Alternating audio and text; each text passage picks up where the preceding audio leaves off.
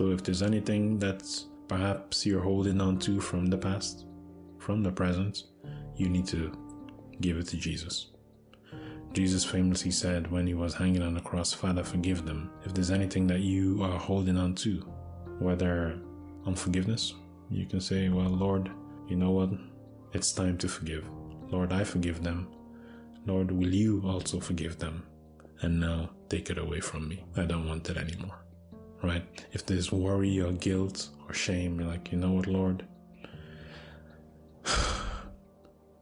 Those things happened. They're done now. I'll do what I can to right the wrongs. And then the rest is in your hands.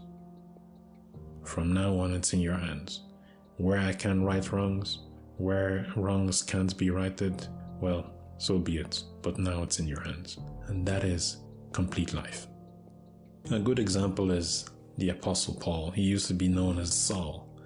And in the life he led before he gave his life to Christ, he was prolific at persecuting Christians, right? But then this is the same Paul who was responsible for perhaps more than half of the New Testament, who's responsible for a lot of our contemporary understanding of God and what he wants from us and how he wants us to live our lives.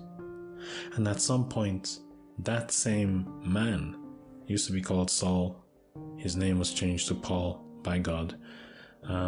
He got to a point where he was like, you know what? I have fought the good fight. I have run the race. I have kept the faith. And this is it. I'm done. I'm good. I've gotten there. I'm done. I'm happy. And God is happy. And that's a complete life. It doesn't disregard the past. In a sense, actually, without the past, his life would be incomplete. The sense of completion is in the context of the past, of those things that were not good, those things that you would not tell anybody about yourself.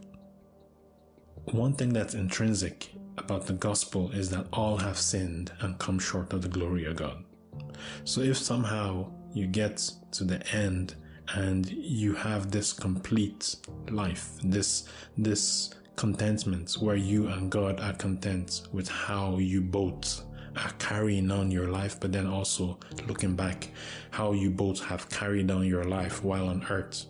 In that is an understanding that at some point you fell below the glory of God. But then part of that completion that you reach is with that as well. You don't let that rule you though. It's a fact. It's something that happened. The past and all the things that happened in the past and who we were in the past, they're all things that happened, but they're not going to rule our lives now in the present and going forward to the future. Now we look to Jesus, the author and finisher of our faith, from when we start to believe to when we actually get to see him. Because when you see him, well, then you don't need faith anymore. Because he's everything. Everything is his. And that's beautiful.